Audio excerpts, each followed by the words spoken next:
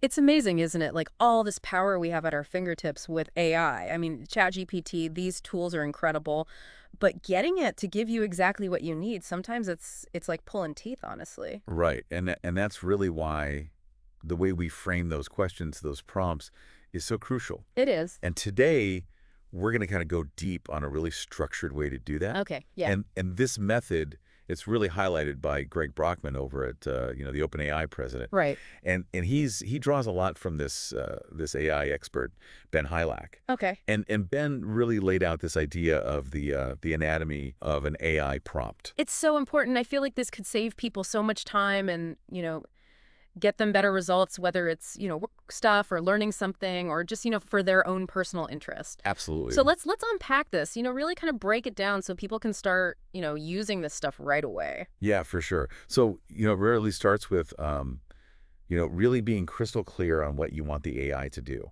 I Right. mean, this might sound, really, really obvious, Sure. but the level of specificity you bring to it is really going to impact, what you get back. Huge. Yeah. Yeah. Really is. Okay, so, like, let's take an example of, hiking recommendations. Okay. Yeah. Like, if I just say, give me hiking recommendations, I'm going to get this, like, big, massive list, Yeah. right? Yeah. But if I say, list 5 medium-length hiking trails within a 2-hour drive of San Francisco that offer unique scenery and are lesser known, right? Like, suddenly I'm being so much more specific with what I want. Right. And you're much more likely to get something back that is usable. Exactly. So Yeah. exactly. Yeah. Yeah. So it's about really narrowing that focus for the AI Right. and really, reducing the chances of it going down all these rabbit holes So true. Yeah. that are gonna, just waste your time. Okay, so I know what I want. What's the next step? So the next step is to really be clear on how you want it presented. Got it. Right. Don't just assume the AI is going to kind of know the best way to format that information. Right. So, instead of just a general request, you want to specify, do you want it as a numbered list, with a brief description of each option? Right. Do you want like a detailed comparison table? I love tables. Right. Tables are great. Yeah. So by really being explicit about that format, you are directly influencing how easy it is for you to then, digest that information. Right. And use it. Absolutely. Yeah. Okay, so we've got those two steps. So how do we ensure that the information we're getting is actually accurate and reliable? Right. And that's where constraints and warnings really come into play. Okay. Right. And this is really important for guiding the AI's output and minimizing those chances of inaccuracies. So we're talking about like telling, ensure all travel times are accurate, Yes. ensure that locations actually exist, Right. verify that the historical data is actually current and coming from a reputable source. Exactly. Yeah. You're basically, Yeah. you're putting up these guardrails. Right. I love that. Guardrails. To really keep the AI on track. And what's interesting here is that by setting these conditions, you're kind of prompting the AI to do its own fact-checking.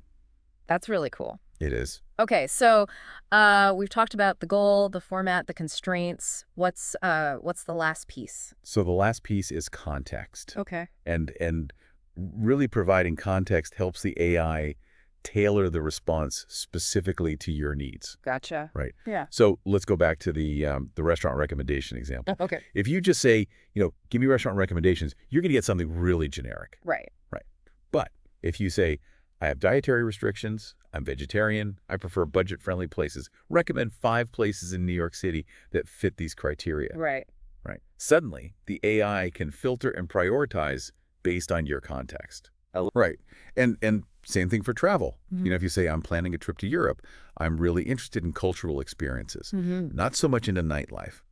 Suggest 3 destinations that align with this preference. Right. Right. Again, you're going to get much more relevant results. Exactly. And when you provide that context, you're kind of pushing the AI to go beyond just retrieving information. Okay. Right. It's actually offering, suggestions and insights that are personalized. Right. Yeah. Okay. So, just to recap, we've got the 4 pieces. We've got the goal, we've got the format, those constraints, and the context. Right. So if you think about those every single time you interact with the AI, you're just going to get better results. Right, so much better. It's Yeah. just, it's like, it's Yeah. almost like you're speaking its language more. Right. Like you're communicating more clearly, Absolutely. and it's understanding you better. So it can give you back what you need. Yeah, it's really about taking that more deliberate approach to how you communicate with these tools. And this is a big one, right? Like this is how we unlock this It stuff. is, yeah.